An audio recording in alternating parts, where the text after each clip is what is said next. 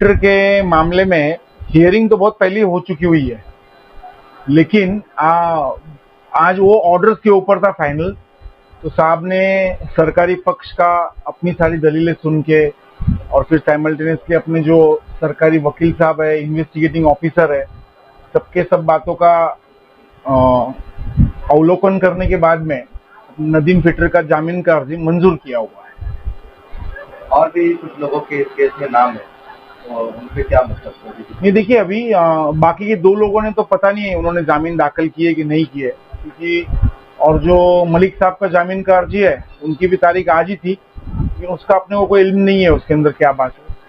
और जो बाकी के आरोपी हैं तो उनके वकील दिखते हैं? जी हाँ, ब्याज उनके, हाँ, उनके वकील सब अलग है। कोर्ट को क्या बताया कोर्ट ने जामीन दी? ये देखिए, मेन जो ऑर्डर आया हुआ है सामने, उसके अंदर जो अपन ने सारी दलीलें रखी थी, तो उसमें से जो अहम दलील जो थी, तो साहब ने उसके अंदर ऐसा दिया हुआ है, क्योंकि जो पुलिस का जो जवाब था उसके अंदर ऐसा लिखा था कि हम लोग बहुत जल्द चार्जशीट दाखिल करने वाले हैं।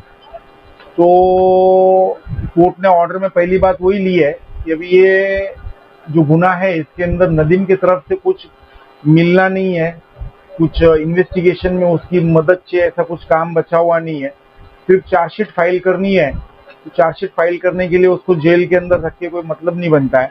तो ये एक अहम मुद्दे के ऊपर जामीन मंजूर की है। अपन ने इसके अंदर 6 से 7 बड़े बड़े ऑनरेबल सुप्रीम कोर्ट के, ऑनरेबल मुंबई हाई कोर्ट के जजमेंट्स दिए थे अपन ने। साहब ने वो सारे जजमेंट्स का जिक्र किया हुआ है उसके अंदर, और उसके अंदर जो जजमेंट्स में लिखा हुआ है कि जैसे बेल इज अ रूल और जेल इज अ एक्सेप्शन।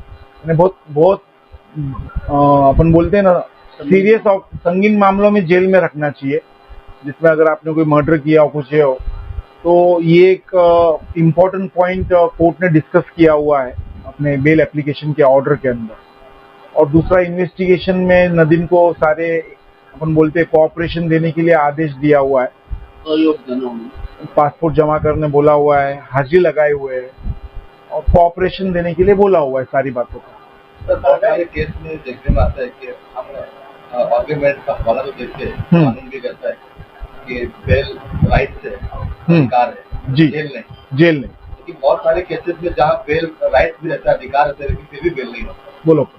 इसके अंदर ऐसा है कि कोर्ट को डिस्क्रिप्शन दिया गया है बेल देना या नहीं देना। केस लॉ तो बहुत आ रहे हैं कि ज्यादा वक्त तक आरोपी को अंदर रखना नहीं है, ऐसे बहुत केस लॉ है। लेकिन उनका कहते हैं सुप्रीम कोर्ट बॉम्बे हाईकोर्ट है। अभी नॉर्मली जो बॉम्बे हाईकोर्ट, सुप्रीम कोर्ट के जो न्याय निवाड़ है वो लोअर कोर्ट पे फॉलो करने को होना, ऐसी अलिखित बात है। बहुत से केस लॉ ऐसे आते हैं। लेकिन फिर ऐसा है कि अपन पूछ नहीं सकते साहब को कि भाई तुमने ये क्यों डिस्कस नहीं किए, तुमने वो क्यों नहीं किए। अभी हम जो अपील में जाते हैं एक ऑर्डर के खिलाफ, तो फिर हम साहब को बोलते हैं तो ये सब हमने बातें बताई, ये हमने केस लॉ दिया, ये क्यों लोअर कोर्ट पे डिस्कस किया जाए, ऐसा हम बताते। मेन बात तो एक ही है, हर केस का फैक्ट अलग होता है, हर केस के सेक्शंस अलग होते हैं, हर केस के अंदर, हर गुनाह के अंदर गुनाह करने की जो ये उन्होंने प्लानिंग प्लॉटिंग की रहती वो अलग होती। तो ये एक कोई ऐसा कोई जैकेट फॉर्मूला नहीं है कि गुनाह करो जेल में मत रखो, जामीन पे छोड़ दो, ऐसा नहीं होता। हर एक सेक्शंस क्या है, कितना उसने इसके पहले उसका हिस्ट्री क्या है, वो सब बातों का ध्यान रख के फिर ऑनरेबल कोर्ट ऑर्डर्स पास करता है ना। और कितना सहभाग है आरोपी का ये भी कोर्ट देखती है।